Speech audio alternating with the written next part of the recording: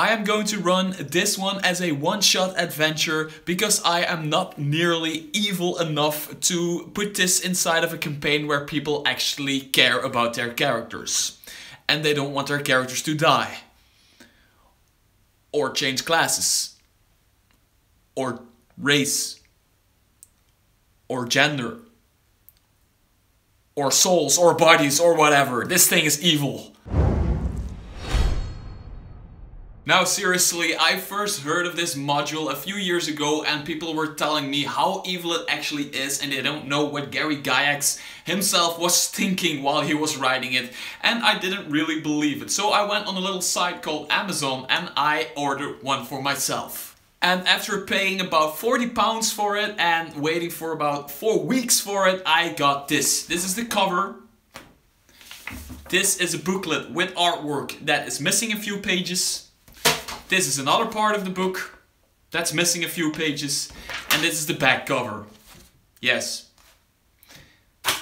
So I went on Amazon again, this time Amazon.com instead of Amazon.co.uk, and I paid about 40 to 50 bucks for it, and I got another copy. And this one is complete. Yes, it has all the artwork, it is good, in good condition, cover to cover, so I am ready to review this. The first thing I can say from reading this thing cover to cover is that if you really hate your players and you really want your characters, your player characters to die, go buy this book, it is awesome. If you don't want them to die, still buy this book, but just never run it, but the book is a really good read. So the story of the Tomb of Horrors is as follows.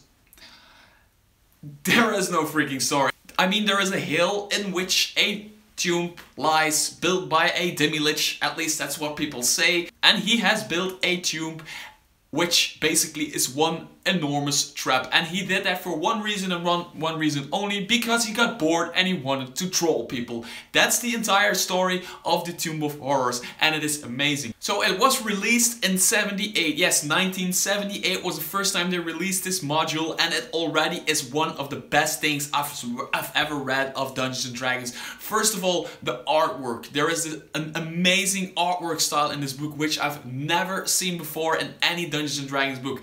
Yes, it's very old artwork and it isn't as stylized as, say, the modern Monsters Manual or Player's Handbook, but still there is this...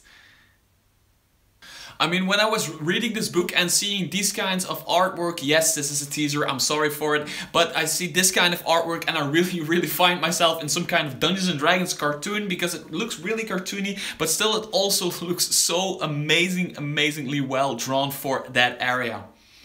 For that era.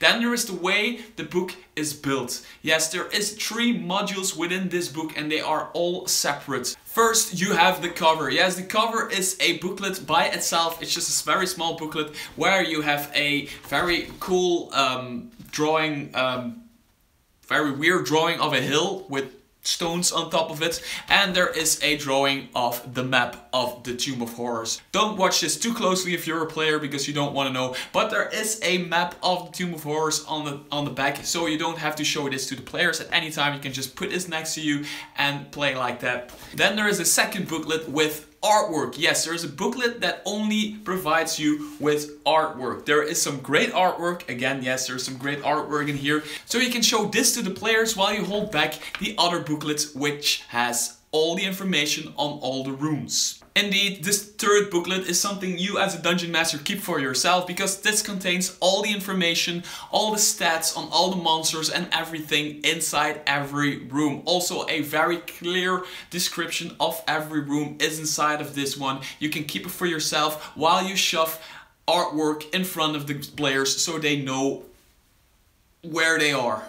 So keep in mind that I didn't yet run this campaign, this adventure for my players, but I am about to do that. But what do you expect from the Tomb of Horrors when you buy it? Well, basically a giant troll fest. The book actually advises you to tell your players to create more than one character, or even play more than one character simultaneously, because, well, they will probably die. I mean, if you enter the Tomb of Horrors, your character could become stuck for life within the first 5 minutes of entering the Tomb of Horrors. There are gender changes, there are class changes, there are poison traps, there are traps that just do all kinds of crazy stuff that teleports you to somewhere in the near future, somewhere in the past. You have no idea what will happen in the Tomb of Horrors, and that's what makes this thing so amazing. So if you want to know what will happen when I run this with my players, please subscribe to my channel, because I will do a review of this, a spoiler review of this book once I've ran it with my unlucky set of players who are willing to go through this, if they even go through this. Because the odds of surviving this with your first character is maybe a gazillion to 1 or something. But you know, Dungeons & Dragons players be Dungeons & Dragons players, and they will not be able to resist this. Because we all know there's always this guy that casts a fireball and sets the entire place on fire. You know who you are.